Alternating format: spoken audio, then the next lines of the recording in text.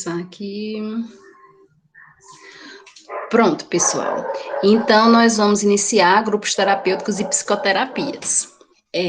Com relação aos grupos terapêuticos e às psicoterapias, né, eu quero reforçar para vocês a questão de nós estarmos inserindo nesses grupos terapêuticos e psicoterapias os familiares, tá? Esse é o momento, tá? Esse digamos assim, o grupo que nós podemos estar inserindo esses familiares. Tanto aqueles que são participativos, né, que são presentes aí no tratamento do paciente, quanto aqueles que não são participativos, tá? Então, o que é que acontece? Muitas vezes numa roda de conversa, tá, lá num grupo terapêutico, numa roda de conversa de familiares, aqueles que são participativos, eles expõem, né, a forma como participam, a visão que eles têm do tratamento, né, da melhora do seu paciente ou do seu parente, tá? E quem vai escutando, muitas vezes vai fazendo uma autorreflexão aí, né, sobre essa questão de fazer parte do tratamento, sobre imaginar se o dela está melhorando, o meu também pode melhorar, tá? E daí nós vamos trabalhando nessa questão aí, certo? Pessoal, eu vou pedir um minutinho de espera para vocês, porque você vai descarregar aqui e eu vou pegar o carregador, viu?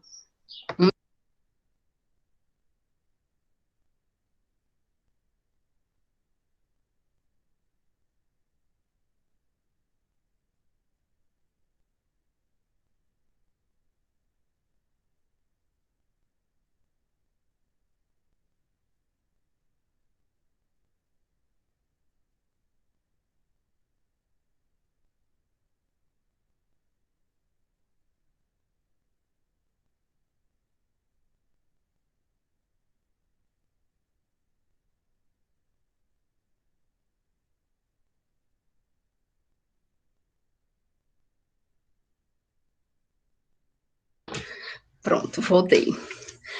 Obrigada aí, tá? Esqueci de carregar.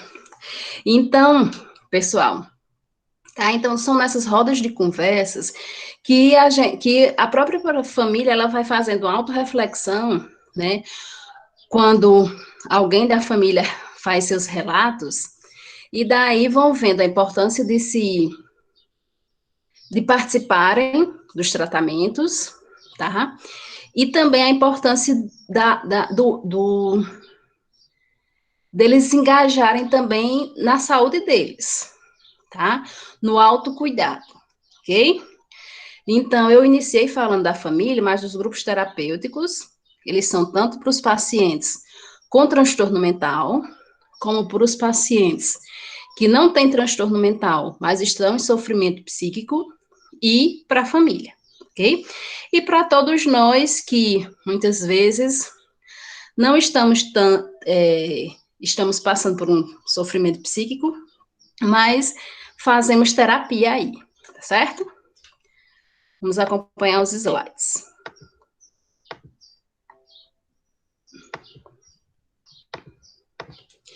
Então, vamos lá. Os benefícios dos grupos terapêuticos. Explora questões no contexto social, refletindo mais fielmente sobre a vida real.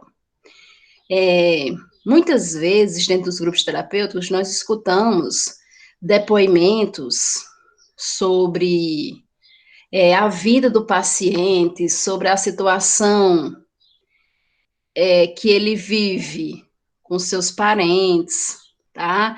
Sobre relatos, né, que são interessantes para que a gente possa entender por que o paciente hoje chegou com humor alterado, com comportamento alterado, tá? Ele proporciona uma oportunidade para observar e refletir sobre sobre a sua própria habilidade social, bem como a de outros, e proporciona uma oportunidade para se beneficiar, tanto através de uma participação ativa, como através da observação, tá? Que é nessa observação é o que eu falei para vocês. Muitas vezes o que a gente escuta dentro do grupo terapêutico faz com que a gente se autoavalie com relação à nossa participação no tratamento, do nosso parente, se a gente for, né, tiver em sofrimento psíquico, a nossa participação, maior engajamento no nosso tratamento, tá? E, pessoal, nós temos diversos relatos, né, com relação a essa vivência, e daí eu tenho um exemplo que nós temos uma paciente que ela tem diagnóstico de esquizofrenia, tá? E daí ela convivia, né, dentro de casa com o pai e a mãe que eram idosos e uma irmã que era deficiente física, tá? E daí, um desses grupos, certo? Nós falando sobre a questão de como viver dentro de casa, né? Dos relacionamentos. E daí ela falou que não gostava de viver na casa dela, que ela batia na irmã, que era deficiente física, né? Então, sempre que ela tem uma raiva, ela descontava na irmã, tá?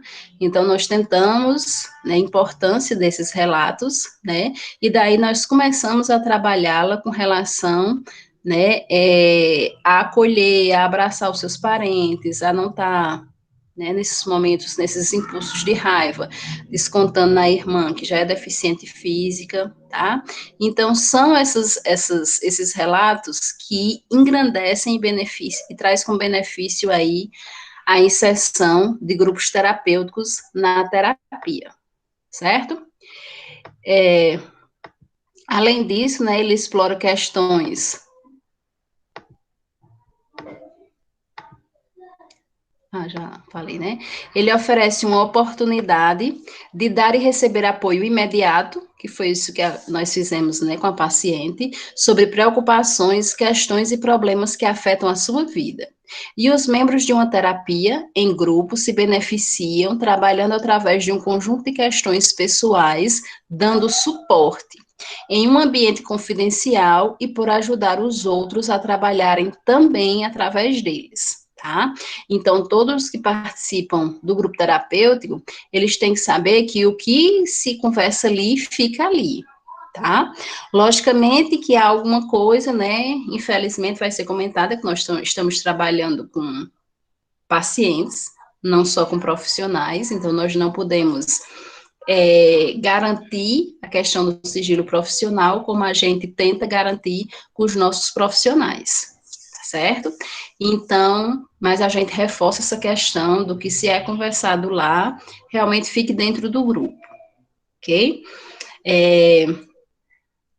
Tudo bem com relação a grupos terapêuticos? Então, a importância e os benefícios desses grupos terapêuticos é a questão de realmente uma autoavaliação. É a questão de nós termos relatos que podem ajudar na vida e na conduta, né, no tratamento que a gente vai ter com esse paciente, ok? Muitas vezes nós temos alguns relatos, tá? Que nós precisamos, dentro desses grupos, nós temos alguns relatos que nós precisamos averiguar até onde eles são verídicos. Nós tivemos, uma vez, em um grupo terapêutico de pacientes, um relato de uma paciente que ela dizia que tinha relação sexual com o vizinho, tá? E assim, ela era uma jovem, certo? Ela tinha, acho que uns 20 entre 20 e 21, né? Era uma adulta jovem, e daí ela dizia os pormenores de uma relação sexual, né? E daí nós ficamos preocupados, porque, né, até então, ela nunca tinha nos relatado nada sobre a sua sexualidade, e nesse dia ela chegou realmente dizendo que estava sendo assediada pelo vizinho, tá? E daí nós contactamos a responsável, que é a irmã dela, né? E através do assistente social, tá? E daí a irmã veio até o CAPS e nós perguntamos, né, como era o relacionamento dela com o vizinho, tá? E daí a irmã disse que o vizinho era um senhor acamado, tá? E que, assim, não tinha condições dele estar fazendo, né, realizando nenhuma atividade sexual com essa paciente, porque realmente ele era, né, estava quase em estado vegetativo, tá? Então, nós imaginamos, né, nós temos que ver até onde a imaginação dos nossos pacientes vão, e realmente buscarmos o que é verídico e o que não é, tá? Para que a gente possa tomar providências, porque, como nós falamos, né, nós trabalhamos com a política de redução de danos. Então, se caso isso fosse verdade, tá? Nós iríamos, através do assistente social, conversar com esse idoso, né? Aí o assistente social, né, através das suas atividades, que iria resolver isso, tá? E a gente orientar essa questão, né, do uso do preservativo, tá? Se realmente ela estava sendo assediada, tá? Mas primeiro nós temos que nos informar a veracidade de tudo que os nossos pacientes dizem, ok? Daí, mais uma vez, a importância dos grupos terapêuticos. E, pessoal, nós entramos aí na psicoterapia, tá? O que é psicoterapia? Psicoterapia, tá? Ela é executada por profissionais especializados em psicoterapia, é comumente precedida de um psicodiagnóstico, a não ser em crises pontuais, tais como luto, separação e etc. E é um tratamento efetuado em ambiente clínico, tá? Então, psicoterapia. Quando a gente escuta falar em psicoterapia, nós imaginamos que só quem pode fazer psicoterapia é o psicólogo, tá?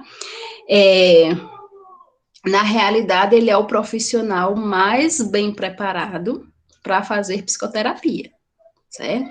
Mas nós, como profissionais com formação em saúde mental, nós também podemos, né, como enfermeiros, nós também podemos realizar as psicoterapias, que são o quê? Conversas, tá? Individuais ou em grupos, dinâmicas, individuais ou em grupos, que a gente possa estar trabalhando e explorando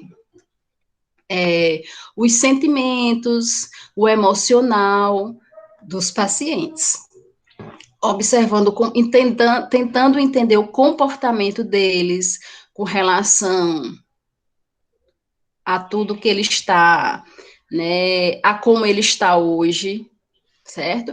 Então, nós também podemos fazer essas psicoterapias. E é efetuado em ambiente clínico, sim, porque nós não fazemos psicoterapia só por fazer. Nós fazemos psicoterapia no sentido de, realmente, entender o comportamento do paciente, entender seu emocional, entender os seus sentimentos, entender as suas angústias, tá? Entender por que ele não consegue aderir ao tratamento, entender por que é que ele não consegue se libertar dos vícios, tá? Álcool, cigarro, vícios sexuais, questão religiosa, ok? E, né, além de nós trabalharmos dentro da psicoterapia os pacientes com diagnóstico de transtorno mental, nós também trabalhamos a questão, né, pontuais, como fala aí, luto, separação, tá? Sofrimento psíquico, ok?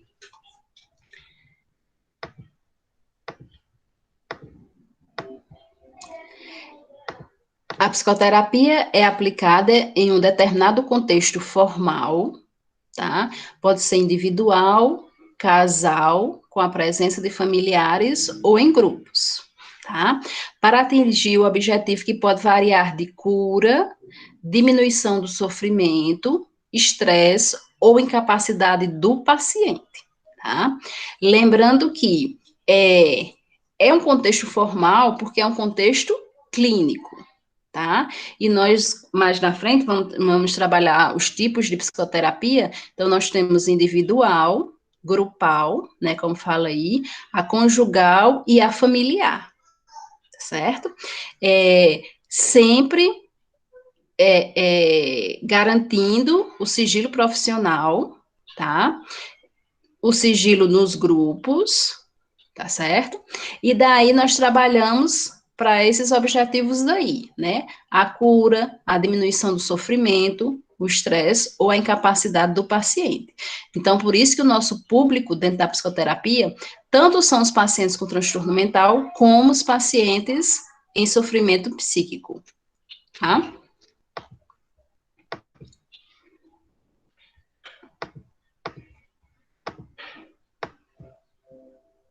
E daí, pessoal, nós temos as fases da psicoterapia, né? Para que a gente chegue nesse cura, nessa diminuição do estresse, nessa diminuição do sofrimento, tá? Então, nós temos seis fases da psicoterapia, tá? Vamos entender cada uma delas. A primeira fase da psicoterapia é a fase pré-contemplativa. Então, muitas vezes, né, que falei que é a fase da despreocupação. Então, o que é que acontece? Muitas vezes, a pessoa muda o seu comportamento, mas ele não vê, não percebe que mudou. Então, digamos que agora ele está agressivo, essa pessoa está agressiva, está irritada, sempre estressada, impaciente, ou seja, o seu comportamento totalmente alterado, ausente, tá? O comportamento totalmente alterado. E daí o que é que acontece? Ele está na fase pré-contemplativa. A família, ela observa essa alteração. A família fala para essa pessoa que o comportamento está totalmente mudado, mas a pessoa não se reconhece como tal, tá? Para ele, para essa pessoa, tudo está normal, ele está normal. As pessoas que estão inventando, tá certo?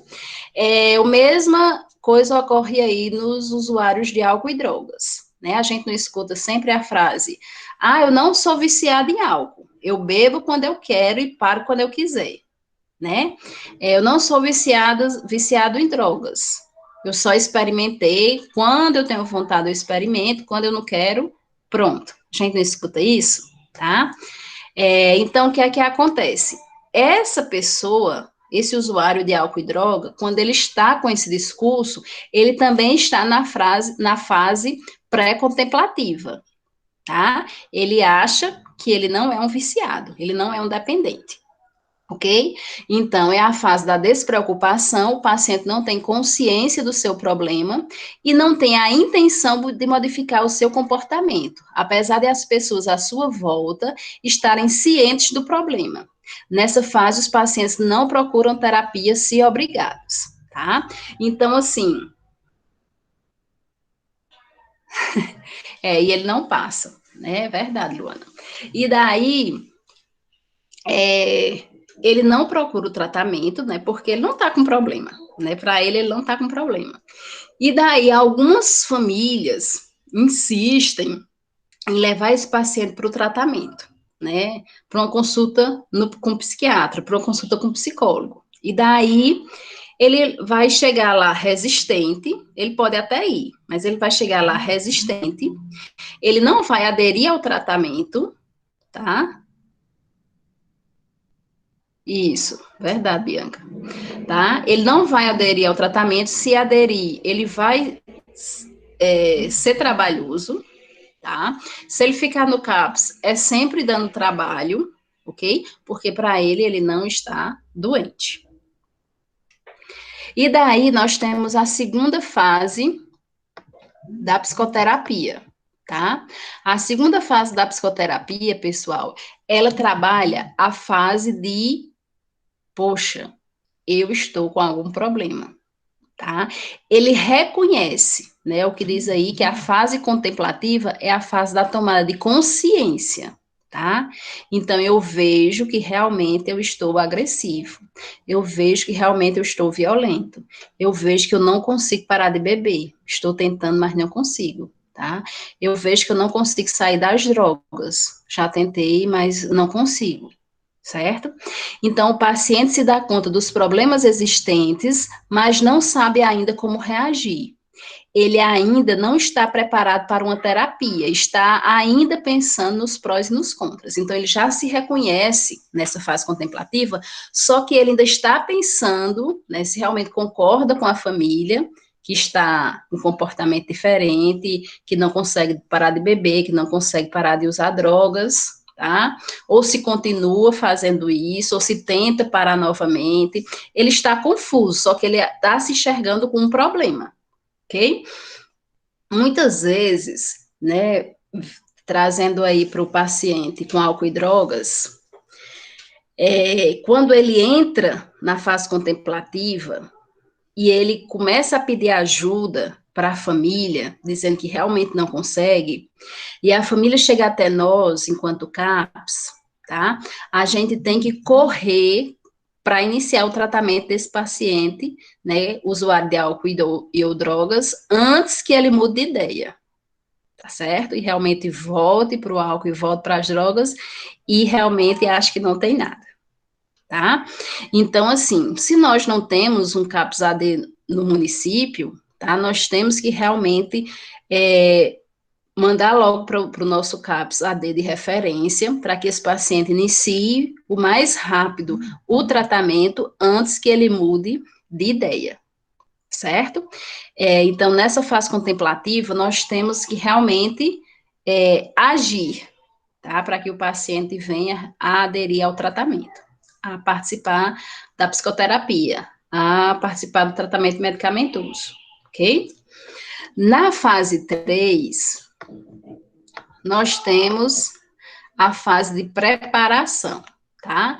Essa fase de preparação, pessoal, é a tomada de decisão. Então, o paciente decidiu iniciar o tratamento, tá? Então,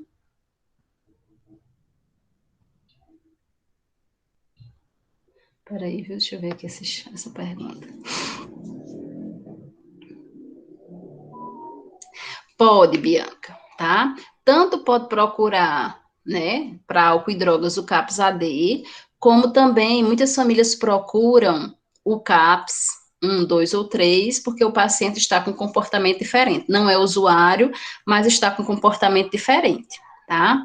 Aí o que é que nós podemos fazer? Nós não podemos obrigar, né, o paciente a aderir ao tratamento, mas nós vamos fazer uma visita domiciliar para esse paciente, a enfermagem vai, o assistente social vai, caso, né, tenha tempo, a psicóloga também vai, tá? E daí a gente tenta convencer esse paciente, pelo menos a vir ao CAPS, fazer uma consulta com psicólogo ou com psiquiatra, tá? E fica nessa insistência, tá? Se ele vier, ótimo. Se ele não vier, infelizmente, a gente não pode obrigar o paciente a fazer o tratamento, tá? A família em si, né, por questões, né, a lado família, pode obrigar, certo?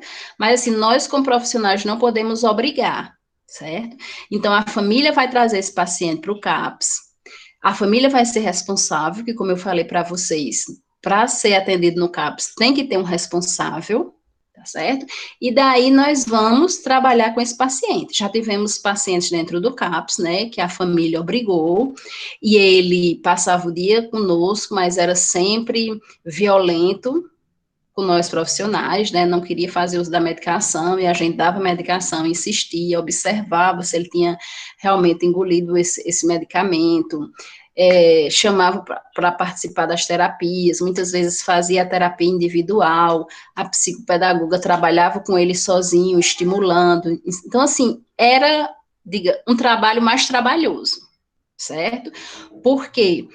todos nós, profissionais, estávamos voltados para ele, para que ele viesse, né, a fazer as terapias, as oficinas, as medicações, ou seja, a fazer o tratamento, tá?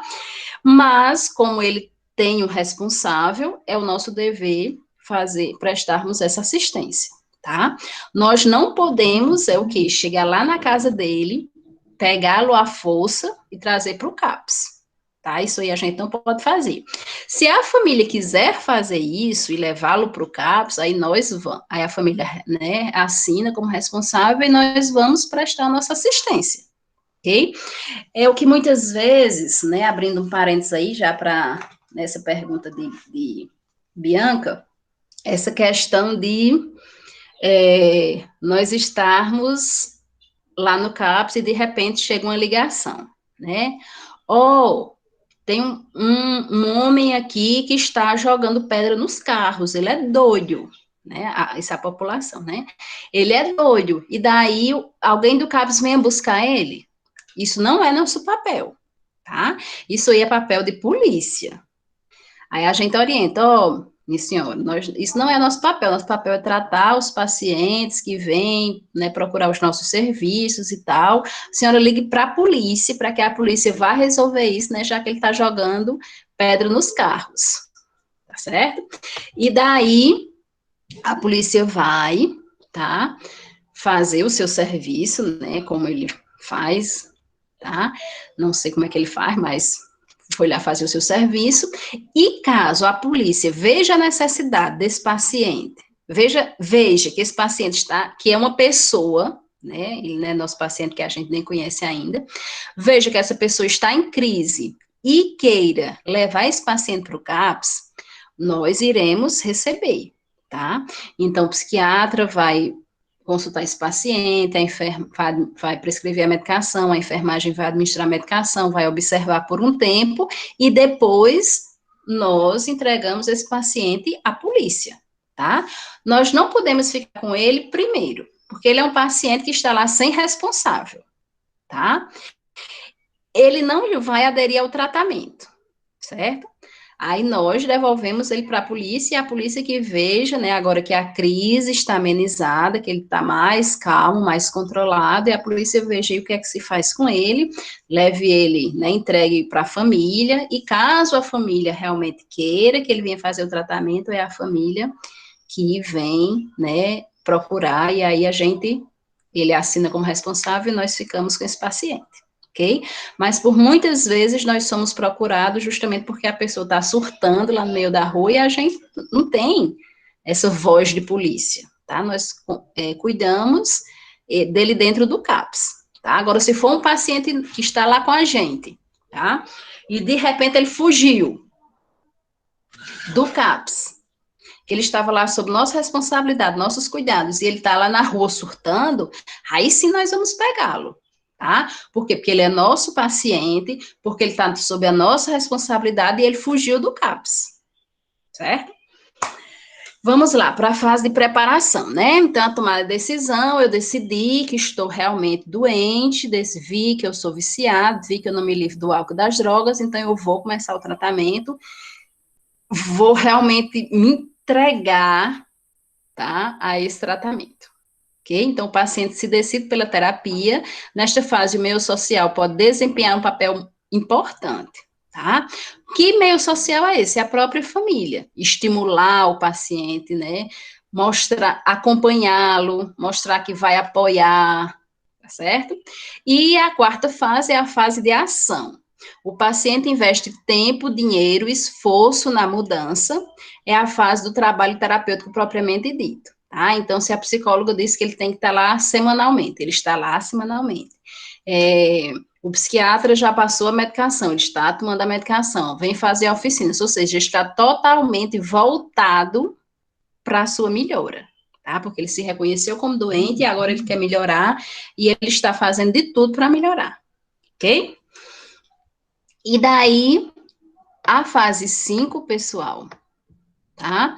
É a fase de manutenção, tá? Eu tanto que falo para vocês, né, na questão de manutenção e estabilidade, agora nós vamos ver aí, tá? A fase de manutenção é a fase imediatamente após o fim da terapia, O paciente investe na manutenção dos resultados obtidos por meio da terapia e introduz as mudanças no seu dia a dia, tá? Então, eu fiz todo o tratamento terapêutico, medicamentoso, estou fazendo tudo direitinho, estou tentando me recuperar, ficar longe, né, das drogas, do álcool, dos pensamentos, estou me dedicando à minha família, né? Eu mudei, estou me dedicando ao trabalho, ocupando a mente. Então, essa é a fase de manutenção, tá? Nessa fase de manutenção, pessoal, o que é que vai acontecer? As consultas com a psicóloga, né, vão tendo um espaço de tempo maior, ou seja, as consultas podem ser agora uma vez por mês, de 2 em 2 meses, tá? As medicações, o psiquiatra vai fazendo o desmame das medicações. O que é esse desmame das medicações? O paciente, o psiquiatra, ele vai diminuindo, né, gradativamente, ao ver a melhora do paciente, as dosagens, trocando a medicação por outra mais fraca, tá? Então, ele vai vendo, mudando o esquema medicamentoso, o paciente vai cada vez tomando menos medicações, ok? E a fase da estabilidade é a fase da cura. Nessa fase, o paciente solucionou o seu problema e o risco de uma recaída não é maior do que o risco de outras pessoas para este transtorno específico. Então, o que é que isso quer dizer? A fase de estabilidade, tá? Veja que na fase da manutenção foi sendo reduzido as medicações e as terapias. Na fase de estabilidade, muitas vezes o paciente ele fica sem terapias, como diz aí a fase da cura, por quê? Porque a sua sintomatologia não está mais presente, tá? Mas esse paciente, ele tem que ser orientado com relação a uma nova recaída, ok? Se ele começar a sentir alguma das suas sintomatologias, ele tem que buscar logo o serviço. Então, ele está estável, tá? Mas ele não está. Essa cura que a gente fala é essa estabilidade com relação aos sintomas, tá? Mas não existe em saúde mental aquela cura, né, que a gente sabe que ele não vai mais ter, ok? E daí, pessoal, ele vai voltar ao seu ambiente de trabalho, ao seu convívio social, ao seu convívio familiar, tá? E vida que segue, tá? Mas sempre ele sabendo que se ele, a partir do momento que ele sentir que ele apresentou alguns dos sintomas de antes, ele tem que buscar logo o serviço, tá certo? É por isso que a gente tem muitos relatos que, né, quando criança, ela tinha toque, tá? A criança tinha toque. Então, ela melhorou e hoje, com 40 anos, ela está apresentando os sintomas de toque, tá? Então, esse período de manutenção e estabilidade que ela teve durante todos esses anos, tá? É o que a gente chama de cura. Só que agora, por alguma causa, né, por algo que aconteceu, ela começou a ter a mesma sintomatologia, ok? Isso aí nós vamos entender quando nós começarmos a falar sobre anamnese psiquiátrica, que a gente vai entender a questão do fator causal, de se retornar muitas vezes a essa mesma sintomatologia, ok? Hoje vocês estão calados, mas está dando para entender?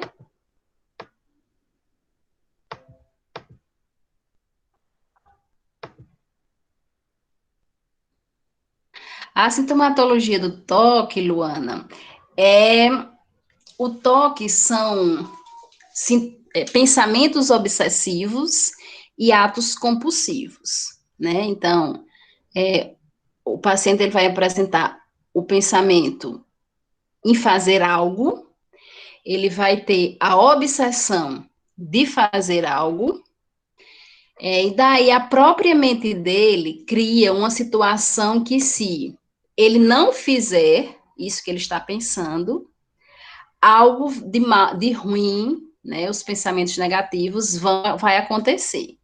Então, ele tem que realizar a compulsão, tá? Então, por exemplo, eu tenho toque, e daí o meu pensamento obsessivo é de bater palma 3 vezes, tá?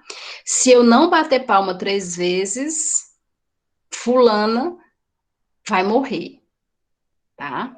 Então, enquanto, né, eu não faço o que minha ideia, o que minha obsessão está mandando eu fazer na minha cabeça, tá? Eu sei que essa pessoa vai morrer. Isso me causa medo, tá? E daí eu tenho que fazer, porque na realidade a minha mente vai acreditar que essa pessoa vai morrer. Então eu bato palma 3 vezes, tá? E pronto, a pessoa não morreu, tá? Então eu tive a obsessão, que foi a ideia, e fiz a compulsão, que foi o ato, tá? Quem vai falar? Deixa eu ver o Luna. No caso de uma pessoa, por exemplo, vai fechar a casa, aí fechar a casa, sua casa, a porta dela, aí você sabe que fechou a casa, mas você vai verificar lá de novo, porque sei lá, você tem algum medo. Aí vai lá um bocado de vezes. Isso é top. Não. Essas, né, da porta, do botijão de gás, né? Elas são clássicas. É assim, Luano, o toque da luz, é verdade. O toque, ele é considerado quando ele está sempre associado a um pensamento negativo, tá? E quando nós fazemos o mesmo ato repetidas vezes, onde muitas das vezes a gente não consegue fazer mais nada a não ser esse ato. Então, se a partir do momento que eu estou lá olhando na porta várias vezes, tá? Mas eu vejo, né, eu tenho uma obsessão que o ladrão vai entrar porque a porta está aberta. E daí eu não faço mais nada, eu perco meu dia de trabalho porque eu estou lá olhando a porta, tá? Eu não cuido de casa porque eu estou lá olhando a porta, certo? Então, minha vida se voltou para isso, tá? Então, os meus afazeres, eu não consigo mais fazer, eu não tenho uma vida, porque o meu pensamento está só nisso, aí é toque, tá? Agora, mesmo que eu vá 10 vezes olhar a porta, tá? Vou sair de casa, fecho a porta, entro no carro, volto para olhar se é a porta, volto no carro, e fico nesse aí 10 vezes, mas daí não tenho um pensamento negativo de que algo de ruim vai acontecer. Depois das 10 vezes, eu vou para o meu trabalho e daí nem me lembro mais da porta, tá? Isso não é toque. Ok? Muitas vezes a gente se identifica com toque porque a gente fica naquele pensamento. Será que eu fechei a porta? Tá? Mas muitas vezes, né, não tem a obsessão de algo negativo relacionado ao fato de eu ter fechado a porta ou não. Ok? Deixa eu ver aqui o chat, tem alguma? Cléria, Oi. assim, eu não sei se a senhora já assistiu o filme. Eu acho que o nome é Toque Toque. Eu acho que é assim, não sei. É um filme que eu acho que tem até na Netflix, que eu assisti, que todas as pessoas têm nesse filme, tem toque e vão se tratar lá com, não sei, não sei se é o psicólogo. Ele não pisa na linha de jeito nenhum, na linha do chão, nas rachaduras, que ele diz que se pisar vai acontecer alguma coisa ruim. A outra, tudo que fala tem que repetir, tudo que fala tem que repetir. Tem uma mulher assim, meia senhorinha, que ela tem que ver a cor da casa dela umas 300 vezes, se fechou o bujão, o gás, tudo. Tipo assim, ela perde a vida fazendo isso. Tipo, ela tá no ônibus, ela, ai meu Deus, será que eu fechei a porta? Aí vai e olha a porta.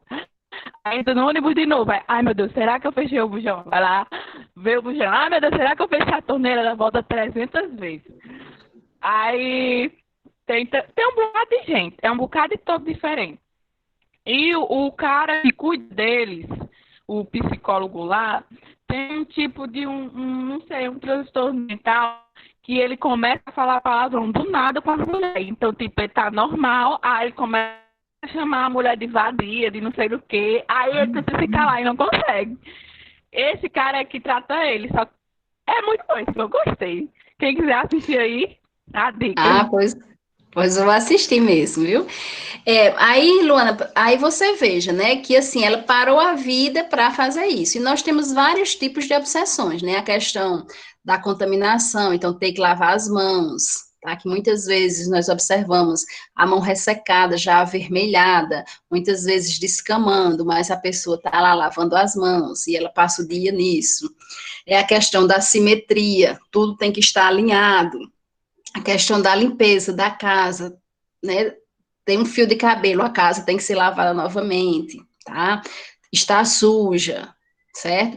Tem essa questão das linhas, tem também com relação à sombra, né? Tem pessoas que têm toque, eles não pisam em sombra, então eles ficam pulando, né? A sombra. Já conheci um paciente, né? Que à noite, ele ficava pulando na sombra do poste, tá? Então ele passava a noite lá, tá?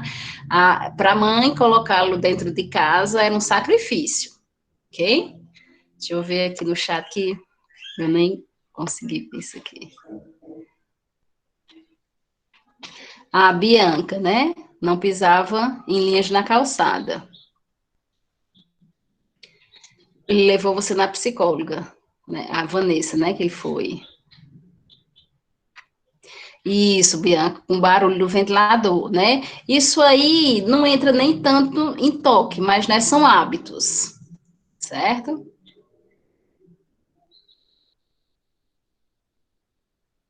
Ah, é, Vanessa?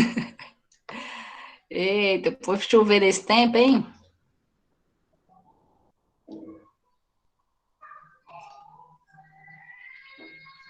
Pronto, né? Na realidade, dos transtornos, né, os que a gente mais se identifica realmente é com toque, devido a algumas manias, tá? Que nós temos que a gente fica achando, será que é toque, será que não é, tá? Mas o toque, pessoal, ele tem toda uma mudança de vida, tá certo? Realmente a gente para de trabalhar, para de fazer, de viver e vai viver em função das obsessões e das compulsões, tá?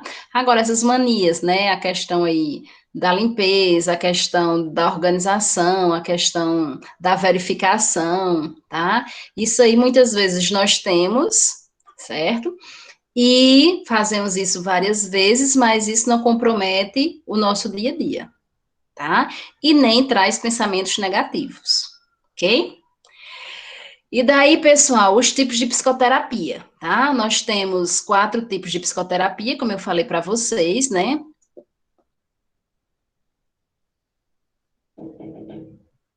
Ah, eu vou assistir, Toque Toque. Acho que vou pegar um Ei, sábado aí para Cléria, ver. assim, Oi, Cléria, e as oi. pessoas que falam que tem, as pessoas que têm toque, falam que tem toque, mas geralmente é só tipo, se tem alguma coisa desarrumada, eu tenho um toque, vou arrumar. Se tem alguma coisa assim, eu tenho um toque, tem que deixar tudo alinhado. Isso tem a ver com o toque aí, esse toque aí que a senhora tá falando? Toque transtorno?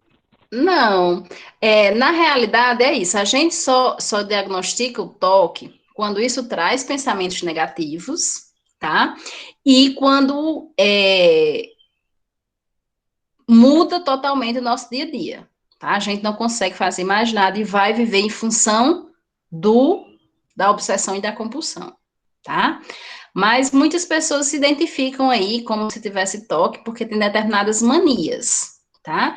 Mas elas conseguem viver muito bem com as suas manias, tá? Trabalham, estudam, cuidam de casa, cuidam da sua própria vida, e essas manias não estão ligadas a pensamentos negativos, ok? E daí, pessoal, os tipos de psicoterapia, né? Nós temos a individual, onde o paciente ele fica sozinho com o terapeuta, tá? Algumas vezes, o paciente, ele vai com o acompanhante, né? Como até nós já falamos, alguns profissionais preferem que o paciente vá com o acompanhante, né? Para que o acompanhante possa ajudar, né, no tratamento desse paciente, né, possa ajudar a gente a colher as informações, né, o famoso SIC aí. Mas, algumas vezes, é necessário que o paciente fique sozinho, mesmo ele estando com o acompanhante, tá? Por quê? Porque muitas vezes ele não quer relatar algo que a gente vê, que a gente observa que ele quer falar por causa do acompanhante, tá? Então, cabe a nós, profissionais, que peça para o acompanhante sair, converse sozinho com o paciente, e depois a gente chama o acompanhante para ajudar na entrevista, tá? Então, isso aí pode acontecer quando a gente está na triagem, quando a gente está na nossa consulta de enfermagem, tá? Ou qualquer profissional aí na sua consulta, certo? Então, se for só o acompanhante, tá? Se essa pessoa for só o acompanhante, a gente pode pedir para que ele saia, tá? E depois a gente conversa com os dois. Aí eu tenho um exemplo. Um dia eu estava na triagem, chegou uma menina, uma mulher, né, que tinha tentado suicídio, 19 anos, uma jovem, né? E daí ela veio acompanhada da mãe. Era uma segunda-feira, ela tinha tentado suicídio no domingo, foi o CAPS fechado, foi para o Hospital Geral, e o Hospital Geral mandou que ela fosse para o CAPS fazer tratamento, tá? Ser acompanhada. E daí eu ficava perguntando o porquê que ela tentou suicídio, mais na frente, quando nós formos ver, né, a nossa aula sobre suicídio, nós vamos entender que nós precisamos questionar, né, porque a gente escuta muito falar que, tentou suicídio, não se fala mais de suicídio. Não é verdade isso aí, nós temos que falar para sabermos o porquê que essa pessoa tentou o suicídio, tá?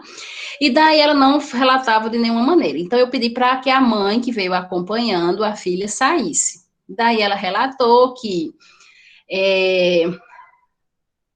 na realidade, ela não queria se suicidar. Ela fez isso para chamar a atenção dos pais, porque agora ela, né, depois de 19 anos como filha única, agora a mãe tinha tido um bebê. Ou seja, para ela, todas as atenções estavam voltadas para o bebê, não mais para ela. Então, ninguém gostava mais dela e tal, todos aqueles relatos de ninguém dá nem aí para mim. E daí ela tentou o suicídio para chamar a atenção, certo? E daí nós voltamos, aí daí eu pedi para a mãe voltar e comecei a conversar com a mãe, perguntando como era o comportamento, como era a relação dela como mãe e a filha e tal, e tal, e tal. Ela falou, né, que realmente, né, tem uma criança, um bebê agora, e sabe como o bebê, né, dá trabalho e tal, e talvez não esteja dando a atenção devida, certo, para ela. E daí, o que eu fiz? Encaminhei as duas para o psicólogo, tá? A filha, para trabalhar essa questão, né, de abraçar a irmã, certo? De entender cada processo aí, e a mãe para a psicóloga, para ela entender os sentimentos da filha, tá? Que a filha estava se sentindo aí escanteada, tá certo? Então, acabei mandando as duas para o psicólogo, tá? Então, isso pode acontecer na psicoterapia individual.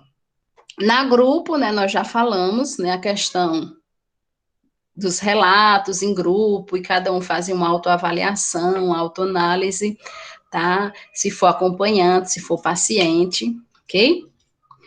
E daí, o outro tipo, pessoal, nós temos esqueci de passar aqui. Nós temos o familiar, certo? Onde esse familiar, né, a família é atendida. Todos aqueles pacientes, né, todas aquelas pessoas que a gente vê que necessita, eles adentram na psicoterapia, nas oficinas, tá?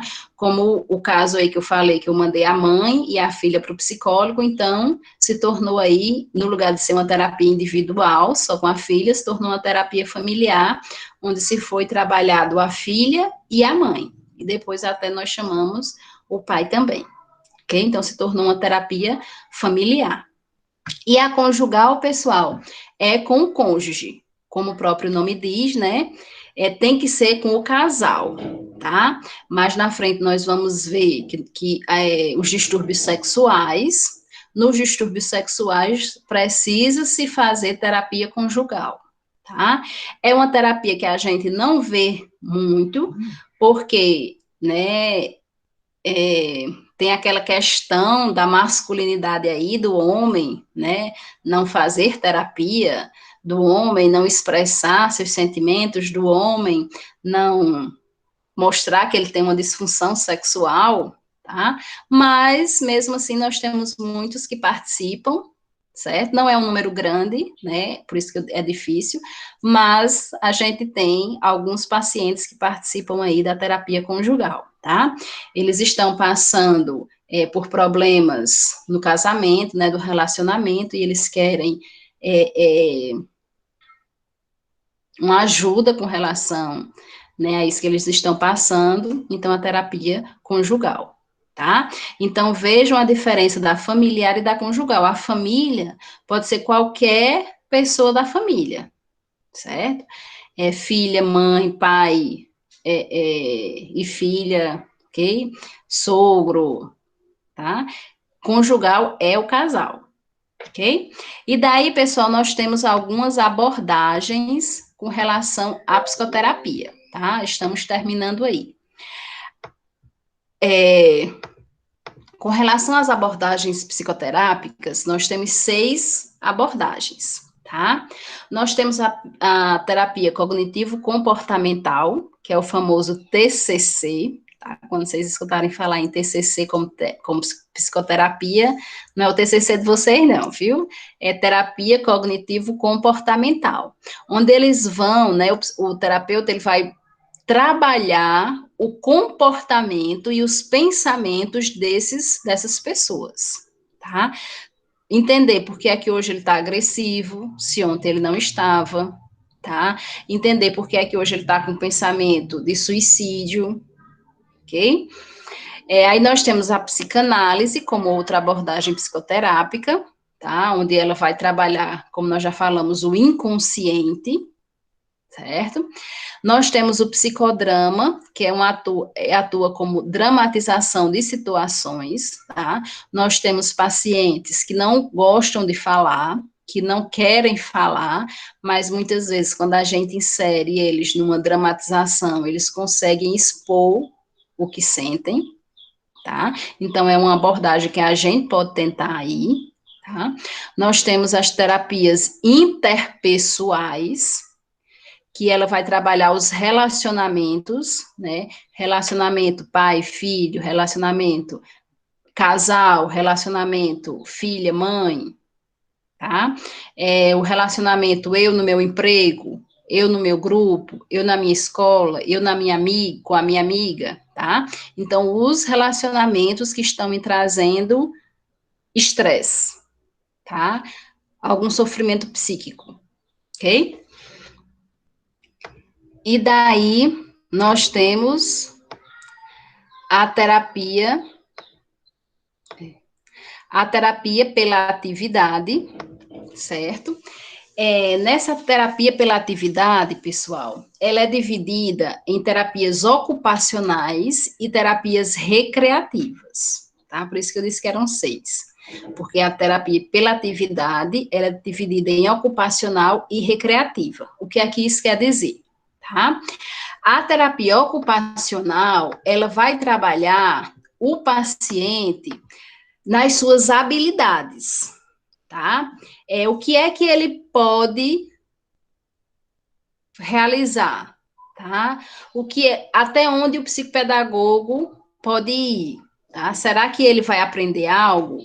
Tá? Será que ele é um paciente que já sabe ler e escrever e daí eu vou pedir para que ele ajude outros pacientes? Será que ele sabe confeccionar algumas coisas?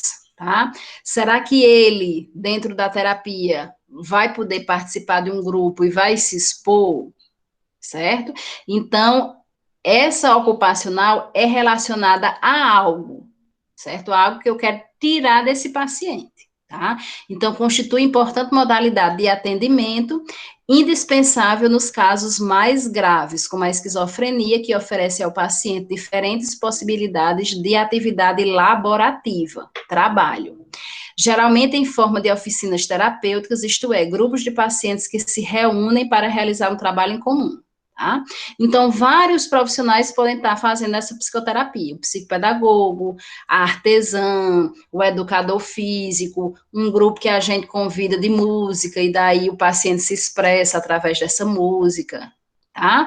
Então, essa terapia ocupacional é no intuito de nós buscarmos e acharmos as habilidades que o paciente tem, tá? E com essas habilidades, a gente explorar, tá?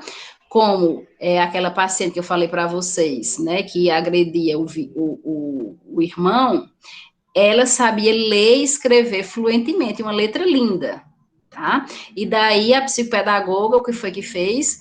Trouxe ela como monitora, certo? E daí ela ajudava os demais pacientes. Para ela era a professora, certo? A psicopedagoga era a professora e ela era outra professora porque estava ensinando os pacientes a ler e escrever, tá?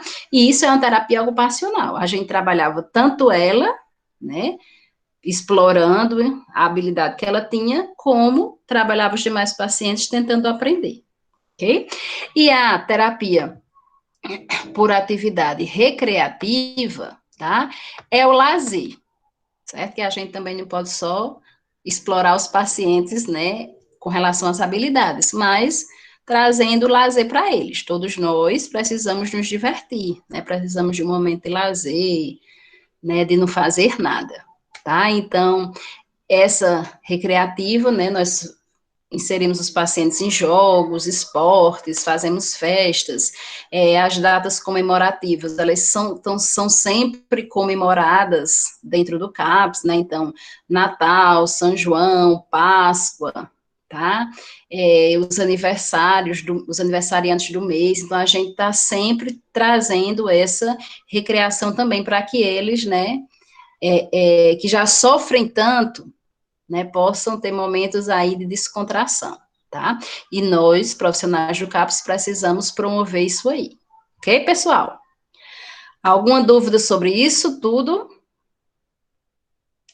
Então, nós encerramos por aqui, tá? Nosso grupo terapêutico e psicoterapia, certo?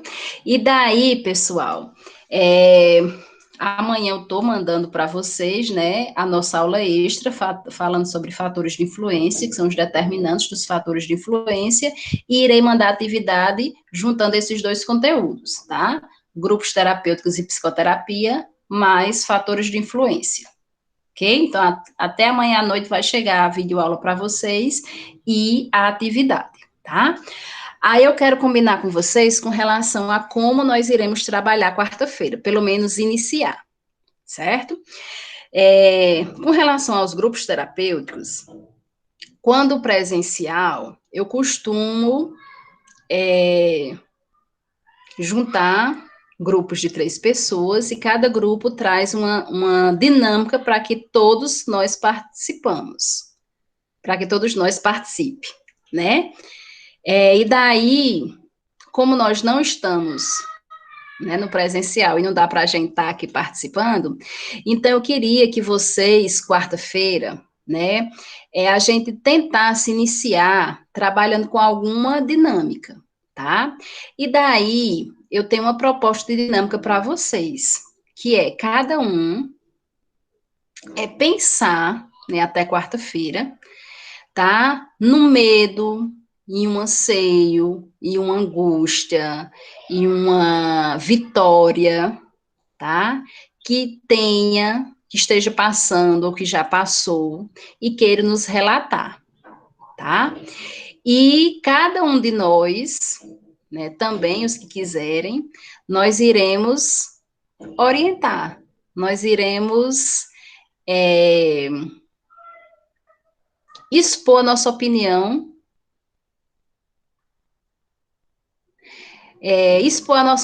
tentar ajudar essa pessoa, tá? Então, digamos que eu tenho medo de rã. Isso eu tenho mesmo, viu, pessoal? tá? E daí eu coloco isso, e daí alguém, eita, morre, né? E daí alguém vai me ajudar com relação a esse meu medo, tá? Essa questão do enfrentamento, essa questão de tudo que nós já falamos, tá? E daí nós iremos iniciar quarta-feira nisso aí, tá certo? Então, não vou obrigar ninguém a falar, né? Se fosse no presencial, cada um ia colocar num papelzinho, e daí a gente não iria saber quem era, certo? Mas como aqui a gente vai saber quem é, né? Então, assim, eu deixo à vontade para quem quiser, tá? Não vou obrigar. Quando a gente terminar, né, a gente dá continuidade aí ao nosso conteúdo, que são conceitos básicos, certo? E se também ninguém quiser falar, a gente trabalha aí com os conceitos básicos desde o início. Tudo bem, pessoal? Então, um cheiro para vocês, né? Apesar de hoje ser quarta. Hoje é quarta? Ah, hoje é quinta, né? Então, tá mais próximo aí, né? Um bom final de semana, tá? Eu sei que vocês têm muito conteúdo já, mas também nós temos muito conteúdo já em saúde mental. E daí, né, vocês, né, deem já uma lidinha aí nos nossos conteúdos, ok? Qualquer dúvida, eu estou à disposição de vocês aí no PV, tá? Então, cheirão e até mais.